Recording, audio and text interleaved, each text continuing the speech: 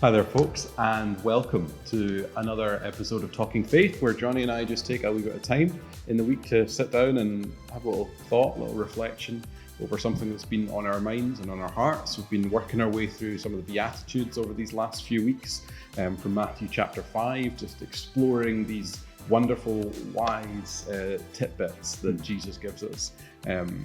And at the beginning of the Sermon on the Mount. So I'd encourage you to sit down with us, to grab a tea or coffee yourself, and I guess reflect together as we consider these things. So Johnny, what beatitude have you been thinking about this week then?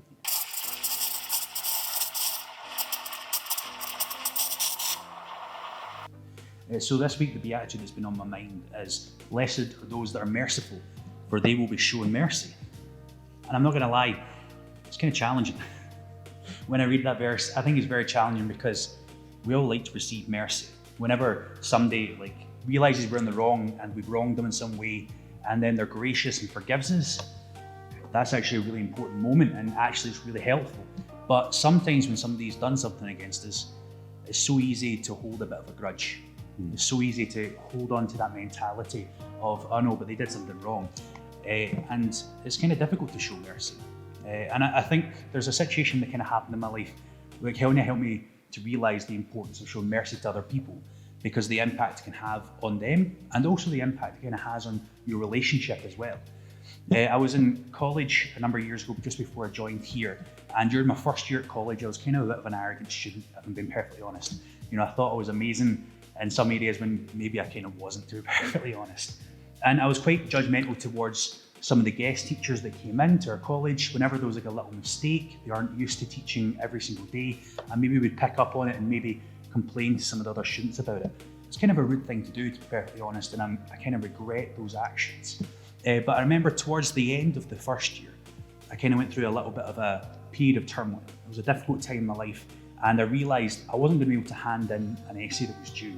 It was due on the Friday at 5 o'clock, and this was the Friday at 2 p.m, and I had nothing. I sat down several times to try start writing it, but emotionally I don't think I was in the right place. And I prepared a whole speech. If you remember the parable of the lost son, the son who comes back, I remember how he at the end has a story to give to his dad. Well, I had this story to hand over to our principal. I sort of prepared something, I went and I opened up and I was honest with him, and I had a conversation about why I was struggling and how I wouldn't be able to handle it. Could you give me an extension? And it was kind of the most awkward moment ever, because he went, "Johnny, I understand, but that's not my area. I don't give out extensions. You need to go speak to this person."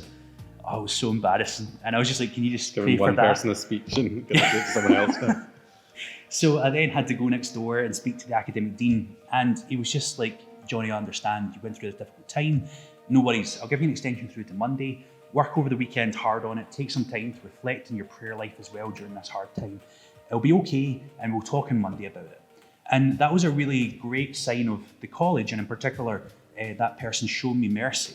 And actually, it completely changed the way I was as a student, because I realised these are people coming from all over Britain in some cases, giving up their time to help us in our faith and help us in our Bible study knowledge. And it really encouraged me to be more merciful towards them, like whenever they make a mistake in class.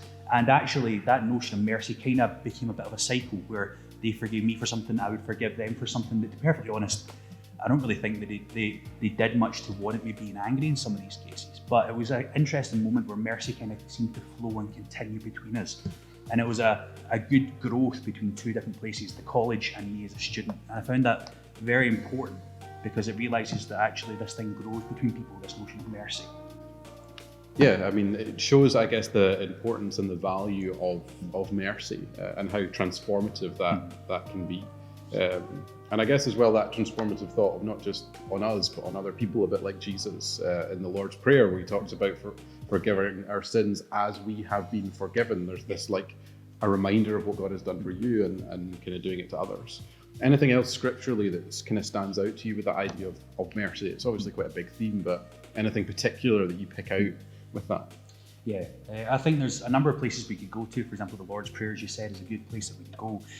But there's a parable that Jesus says when Peter asks him a question, essentially saying, "Well, how many times should I forgive my brother?" Or "How many times should I have mercy on him?" it would be a way of understanding that as well. And Jesus says a parable about what the kingdom of heaven's like. And it's this notion that there's a king who has several servants that owe money, and he calls them to him to essentially pay up their debt. And there's one servant that owes 10,000, and 10,000 is a lot of money. The servant comes and he can't pay. So the king has this sort of quandary. This person owes him money, what does he do? And he says, well, I'm going to have to send you to jail. And then the servant pleads and says, please forgive me, give me time to pay you back the money. And the king, having pity on him, just forgives him of his debt completely and sends him on his way. And that's such an interesting moment where he forgives him for 10,000 worth of debt. But then that same servant later on goes to someone who owes him money, somebody that owes him 100. And he goes and he threatens him and says, I'm going to put you in jail if you don't give me the money. And this servant can't, and he does the same thing where he pleads and he says, I'm sorry, I won't be able to pay you, give me more time.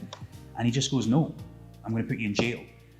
When the king finds out about this, he's absolutely livid, and as a response, calling him a wicked servant, he puts him back into jail. And that forgiveness that he gave almost gets repealed a little bit.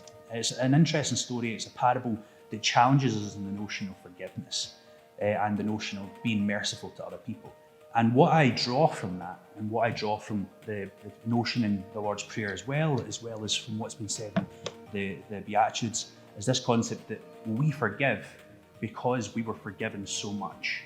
When Jesus died on the cross 2,000 years ago, the ultimate sign of love, the ultimate sign of mercy, he forgave us of the great debt that we had because, well, if we're going back to the start of the Beatitudes, we're poor in spirit. We understand that we can't do it by ourselves, that we are broken, we're sinful, but through God, we're made whole and perfect and made new. And because we've been forgiven so much, we're challenged to forgive other people who have slighted us in such a small way compared to what we have towards God. So that's the challenge that comes, this notion of being merciful because God was first merciful to us. And that's the mindset that we go into these sort of maybe disputes that we have, because we've received all this mercy, then we hand it on to other people. And that becomes a bit of a cycle where we're merciful to them and they should be merciful to us, and it keeps growing. And we as a maybe brother and sister in faith, or maybe in what relationship it is, continue to grow and become more Christ-like as a body of people. And that's what I found really important, especially about the notion of mercy, is it all comes from God. He did it first, and we're replicating that in our lives, and he gives us the strength to replicate that as well. Yeah, I think that's really important for us to be reflecting on and thinking about, is that mercy, that grace, that forgiveness that's been so generously shown to us, and then what we do as a response.